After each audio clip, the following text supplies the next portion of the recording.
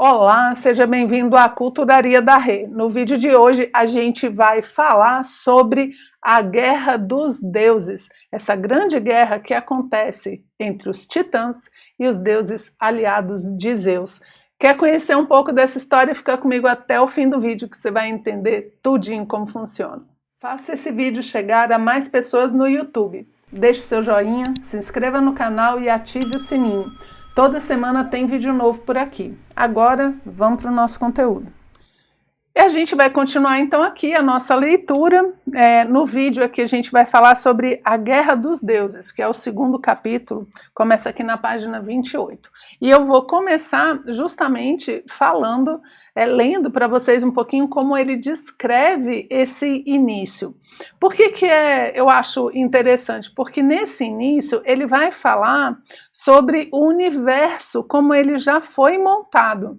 Ele já está acontecendo, o universo ficou pronto, né? No último vídeo a gente terminou de criar o universo e agora a gente vai continuar a história. Mas eu achei bem bacana a forma com que ele descreve esse iniciozinho. Ó, ele coloca assim: no Teatro do Mundo, o cenário está montado.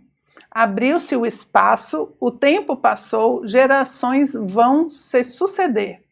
Ao mundo subterrâneo, há a vasta terra, as ondas, o rio oceano, que cerca tudo isso, e lá em cima um céu fixo. Assim como a terra é um local estável para homens e os bichos, também no alto o céu etéreo é morada segura para as divindades. Achei bem legal essa forma como ele descreve, né?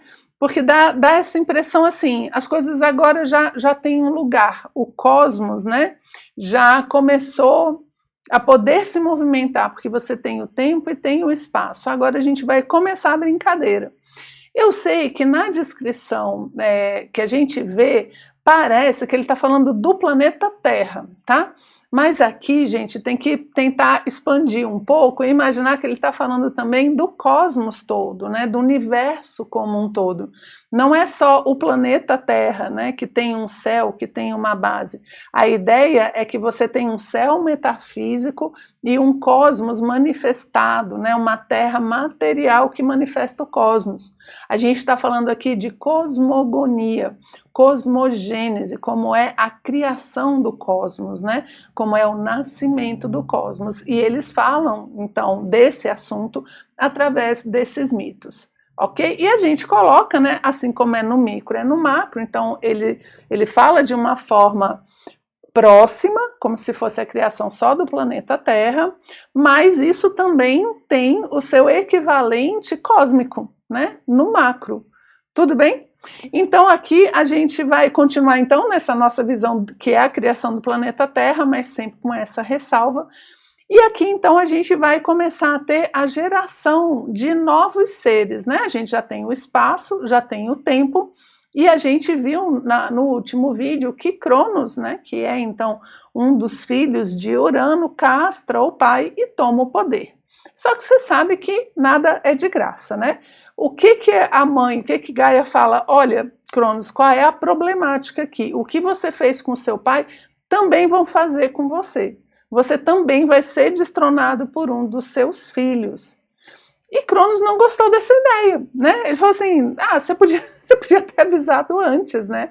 Só que ele imagina, se eu tiver filhos e eu permitir que eles vivam, eu vou ser destronado. Então eu vou fazer o seguinte, eu vou devorar os meus filhos. Cada vez que um filho meu nascer, eu vou lá e vou comê-los. Olha só que coisa agradável, né? Que pessoa simpática. E aqui está uma pintura, né, de Goya, mostrando justamente esse aspecto de Cronos, que devora os seus próprios filhos. Eu sei que pode parecer terrível, você pode ter ficado chocado, mas eu lamento, porque ele continua nos devorando, né? Cronos, como tempo, crono, de cronologia, cronológico, ele é justamente a passagem do tempo, que devora todos os seus filhos. O tempo nos devora. A partir do momento que a gente nasce, a gente já está sendo devorado por ele. Crono, então, é esse tempo que passa e realmente devora seus filhos. E ele, então, vai comendo os filhos. Reia está ficando chateada, né? Assim como Gaia ficou chateada, Reia agora está ficando chateada e está querendo terminar com essa história. Ela pensa assim, eu vou, então, pegar agora este meu próximo filho, que no caso era Zeus, e não vou deixar que Cronos coma esse filho. Aqui é interessante, né, porque a mulher gesta no útero, né, e Cronos meio que engole, como se ele guardasse as coisas dentro dele também, né, não deixa de ser um tipo de gestação que ele está fazendo, porque ele come, mas os bichinhos não morrem não, ficam todos vivos, tipo lactobacilos vivos, né, ficam todos vivos dentro dele. E ele vai então devorando os filhos e Rhea fala assim, ah não, esse aqui ele não vai comer não, vou fazer o seguinte, ela sai, vai para Creta, tem o filho lá, né, que é Zeus, e no lugar de Zeus ela dá uma pedra, ela põe uma fralda, né, envolve a pedra como se fosse uma criança e entrega para Crono e Crono come, achando que é o filho. É interessante porque isso mostra a falta de sensibilidade, né? Não importa o que, o tempo devora tudo, não importa o que, né? E ela está fazendo esse esforço, então, de que Zeus sobreviva a esse apetite insaciável de Crono. Para isso, ela coloca ele dentro de uma caverna, lá em Creta. E quando você for pegar, né, o seu cruzeiro pelas ilhas gregas, você vai poder visitar essa gruta. Por quê? Porque lá em Creta você tem a caverna de Zeus. Olha só, tá aí. Foi aí, segundo esta tradição, que Reia colocou Zeus. Aí você deve estar falando, que absurdo, né? O pessoal não tem ideia de que isso é simbólico, não era de verdade e tal. Gente, não é bem assim. O que acontece? Esse imaginário que a gente tem, ele tem uma função também de sacralizar o espaço. Então os espaços se tornam sagrados muito pelas histórias que se contam, né, que se passaram lá, mesmo que você não tenha vivenciado. E é interessante você ter esse local, porque nessa gruta tem diversos indícios de que ela realmente foi utilizada, né? Realmente existiu o uso dessa caverna por um povo, pessoas que moravam lá dentro e que provavelmente utilizavam como rito. O que acontece com as cavernas, gente? A caverna, ela é o útero, esse é o Campbell, né? Coloca muito isso. A caverna, ela é essas entranhas da terra, e elas eram muito utilizadas para fazer os ritos iniciáticos, os ritos de passagem masculinos. Então eles desciam para o útero da terra, que eram as cavernas, lá eles se transformavam, eles eram transmutados por essa força da mãe terra e voltavam, saíam, né, para a luz do sol. Então homens renovados, homens iniciados, homens maduros. Então faz sentido esse negócio de que Zeus está dentro da caverna, porque são os mistérios, ele vai terminar de ser gestado, né? Ele vai entender os mistérios da mãe terra, da mãe Gaia, né? É por isso que Reia coloca ele lá, tá bom? E essa mitologia espacial, né, ela acontece em todas as tradições. Tem que lembrar que os mitos eram a religião grega. Então aqui a gente está falando de uma religião que tem os seus espaços sagrados, assim como toda religião tem, à medida dos acontecimentos que ela narra, ela vai sacralizando o espaço. Então o espaço deixa de ser profano, um lugar sem sentido, para se tornar um lugar sagrado, um lugar com sentido. Então, quando você for fazer seu cruzeiro pelas ilhas gregas, passe lá na caverna de Zeus e dê um oi por mim, por favor, ok? Ela coloca ele lá, por quê? Porque Zeus chorava, né, à medida que ele ia crescendo, e ela tinha medo de que Crono ouvisse esse choro e descobrisse que um dos filhos tinha sobrevivido. Quando ela consegue fazer com que Zeus cresça, chega um momento, então, em que ele vai tomar o poder do pai. Vai enfrentar agora Crono e enfrentar todos os titãs. Mas ele não pode fazer isso sozinho. Então o que Reia faz? Reia faz um chá, dá um chá para Crono, e Crono começa a colocar para fora todos os irmãos de Zeus, dos mais novos para os mais velhos. Então, primeiro ele joga a pedra fora, depois ele joga a Héstia, né? E assim ele vai colocando todos os deuses, trazendo todos os deuses à manifestação, e formam então esses dois grandes exércitos, né? Que vão guerrear durante 10 grandes anos. E o nome que a gente dá aí é a Titanomaquia, que é a Guerra dos Titãs, né? Tem filme com esse nome, né? É a Guerra dos Titãs. E é interessante porque essa guerra dura 10 anos. E 10 anos também é o tempo que dura a Guerra de Troia, e 10 anos é o tempo que demora a Odisseia, que é o tempo, né, para Ulisses chegar em casa. Então esse número 10, essa década, né, é um número extremamente esotérico que vai sendo utilizado aqui também, ok? Eu coloquei aqui uma espécie de um passo a passo, só para a gente se situar melhor, né, em como isso vai acontecendo. Então a gente viu que Reia dá o chá para Crono, né, ele começa a jogar os filhos para fora, eles vêm à luz, então, e aí os titãs vão guerrear contra os olimpianos, que são o do lado de Zeus. Então você tem o exército de Crono e o exército de Zeus. E os dois, então, vão guerrear por 10 anos, ok? Nessa década aí, eles vão guerrear. E aí eu brinco dizendo que a gente tem os traidores, né? Porque não é só os olimpianos que estão lutando contra os titãs e eles vão ganhar. É que você tem alguns titãs que passam para o lado de Zeus, né? Inclusive é Reia que fala para Zeus assim: Zeus, olha, vai lá e pega os outros irmãos que estão lá, que são os hecatônquiros, né? E os cíclopes. E faz com que eles venham para cá. Ele até dá a ambrosia ali da imortalidade para que eles tomem, né? Então ele traz esses dois seres para o lado dele. Também vem Prometeu, que é um titã e que passa para o lado de Zeus. E é isso que vai ajudar ele, então, a conseguir ganhar a guerra, né?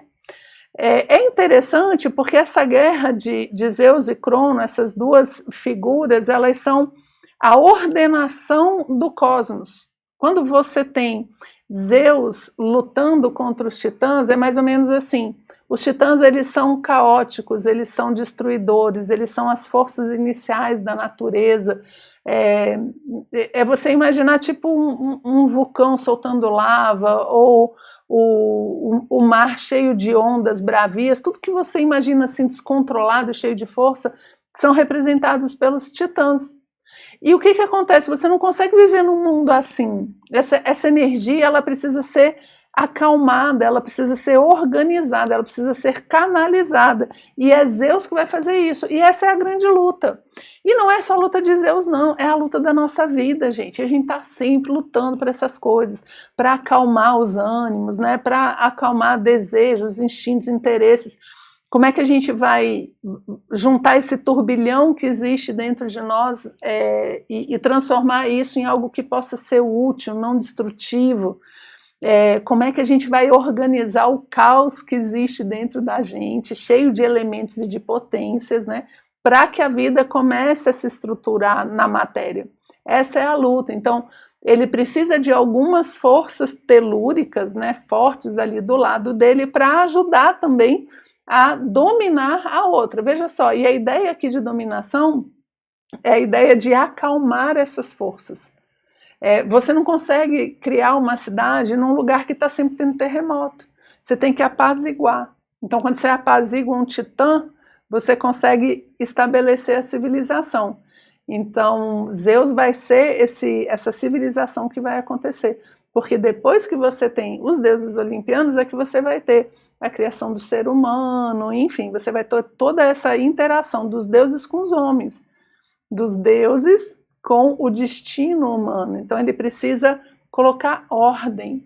E é interessante que nessa luta, né, ela vai subindo, subindo, subindo, subindo, subindo, e em determinado ponto, no seu ápice, tudo é caos de novo. As montanhas caem, as coisas se destroem todas, para depois Zeus conseguir trazer a harmonia de novo. E é legal porque o Vernant traz essa ideia de que você precisa voltar um pouco para o caos inicial.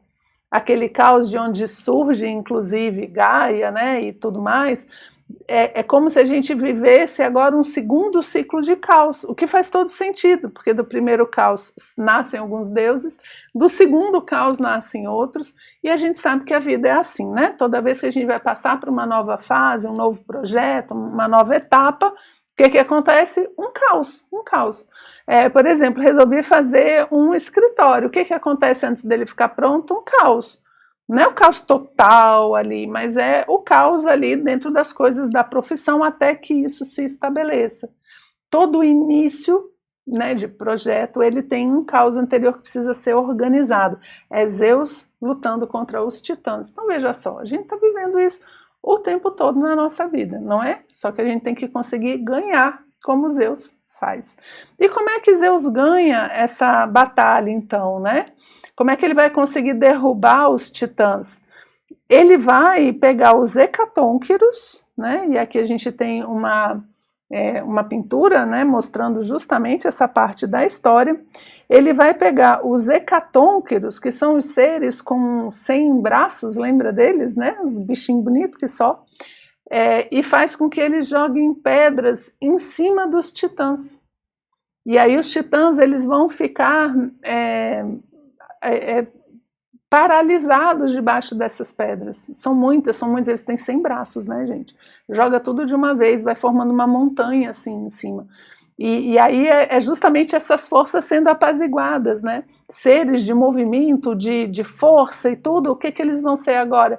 Apaziguados, eles vão ser presos ali debaixo dessa montanha de pedras que os seres com 100 braços mandam para eles, e eles não conseguem se desfazer disso, né? Aí Poseidon pega eles, né, que é um dos deuses ali que estava guerreando, pega eles e joga eles lá para o grande Tártaro. E a Poseidon, ele recebe a missão de fazer uma muralha, ele faz uma muralha tríplice para cuidar, para fazer com que eles fiquem presos no Tártaro profundo. Ele faz uma descrição interessante, que ele fala que nessa entrada que Poseidon cria é onde tem a raiz de tudo que tem na Terra. E ela se estabiliza justamente porque ela entra por esse tronco e entra para o Tártaro. Então é o ponto de estabilização das forças. E quem está embaixo desse feixe de estabilização? Os titãs, força, potência, né? Interessante isso. E interessante serem 3 muralhas, né? Porque 3 é um número associado ao espiritual. E aí é o espiritual domando, cercando, cuidando das forças da natureza. Então, se o espiritual cuida do material, ele se apazigua e se transforma numa força de criação. Então, assim, Zeus vence essa guerra, que dura 10 anos, né? São, na verdade, 10 como um ciclo completo, fechado, e agora a gente vai ter Zeus dominando esse espaço que a gente viu sendo criado. Mas essa história a gente conta, então, no nosso próximo vídeo, ok? Espero que você tenha gostado e a gente se vê no próximo vídeo. Um abraço!